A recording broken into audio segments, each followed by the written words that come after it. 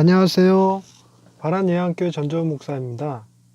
예수님께서 마리아, 그러니까 어머니와 동생들이 찾아왔을 때 누가 내 어머니요 형제요 자매이냐, 여기에 있는 제자들이 내 형제요 자매다, 어머니다, 이런 표현을 쓰셨어요. 그리고 하늘에 계신 내 아버지의 뜻대로 행하는 자라야 내 어머니요 뭐 형제요 자매요, 이런 표현들을 쓰셨는데, 이 본문 때문에 많은 사람들이 예수님께서 어머니와 동생들을 외면하신 것 아니냐라는 오해를 하는 것 같습니다.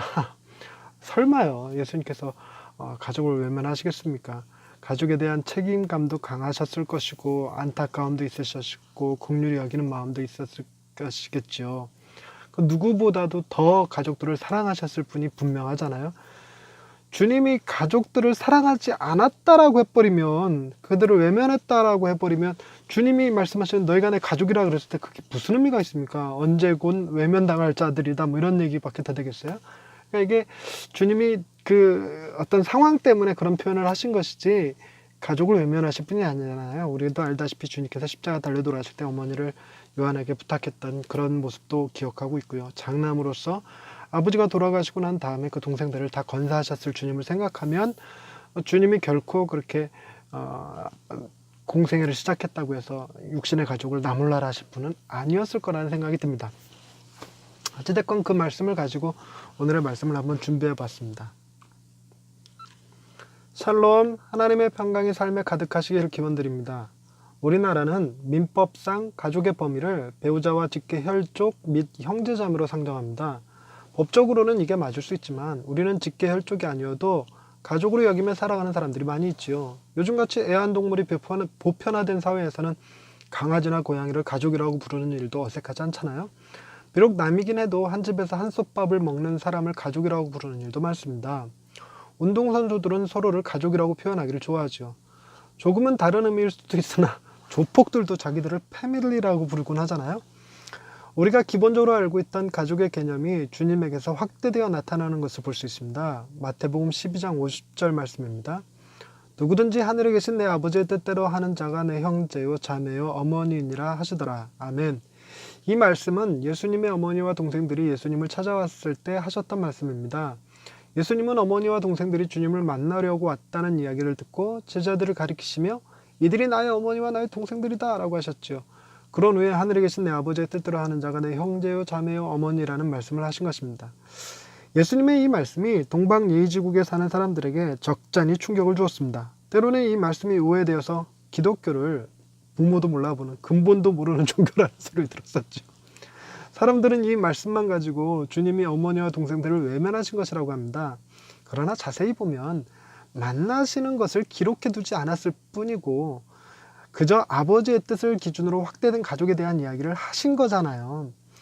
예수님은 특정한 상황이 주어지면 그 상황을 이용해서 하나님의 말씀을 전하셨지요. 예를 들어 베드로가 용서에 관한 질문을 했을 때 1만 달란트 빚진 자의 비유를 말씀하셨고, 부자 청년이 왔을 때 제자도에 관한 말씀을 하셨던 것처럼 말입니다. 때로는 유산 분배 문제를 가지고 탐심을 버리라는 교훈을 주셨던 것도 있으셨죠.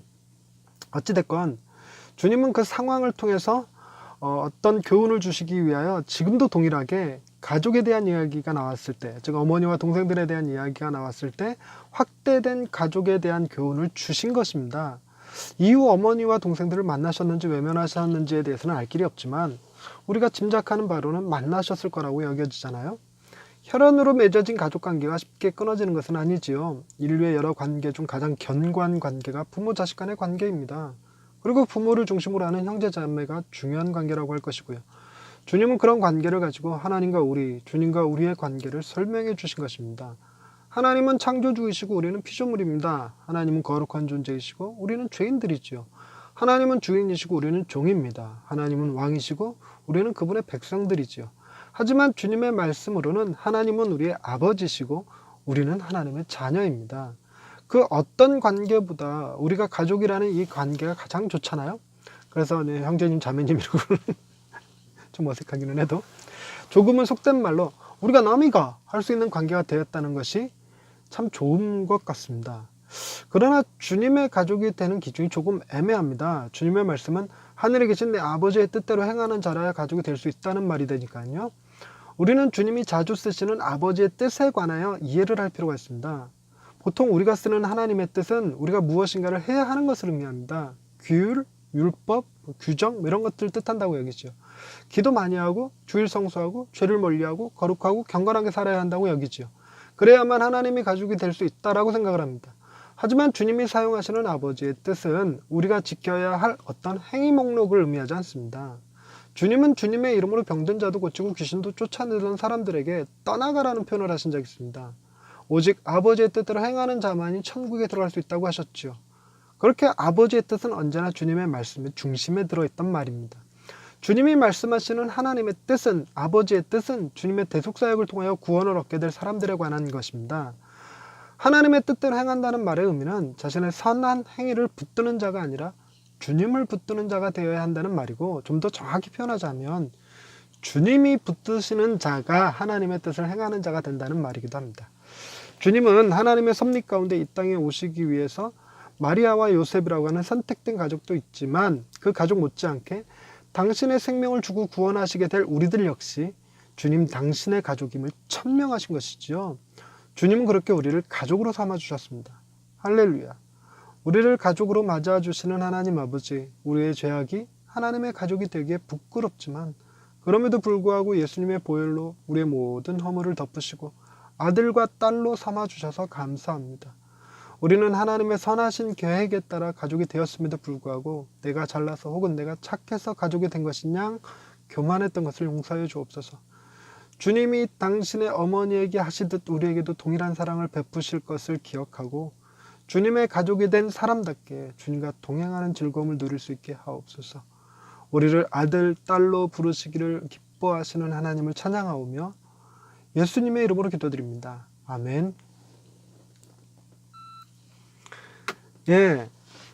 초점이 가족에서 아버지의 뜻으로 옮겨가기는 했지만 아버지의 뜻은 우리가 종으로 혹은 죄인으로 혹은 죽을 존재로 거짓의 자녀로 음란한 세대로 살아가기를 원하시는 것이 아니었죠. 아버지의 뜻은 주님을 통하여 우리가 그분의 자녀가 되는 것이죠. 그렇게 주님은 우리를 하나님의 자녀가 되게 해주셨습니다. 그래서 주님이 죽으시고 부활하신 다음에 하신 말씀이 내가 내 아버지 곧 너희 아버지 나의 하나님 곧 너희 하나님에게로 간다, 이런 표현을 쓰셨던 것이 저는 너무나 좋아요. 내가 한 일이 아니라 주님이 하신 일 때문에 하나님의 가족이 되었다라는 것, 참으로 놀랍고 기쁘고 감사한 일이 아닐 수 없습니다. 오늘도 주님과 동행하는 기쁨을 누리시옵소서. 감사합니다.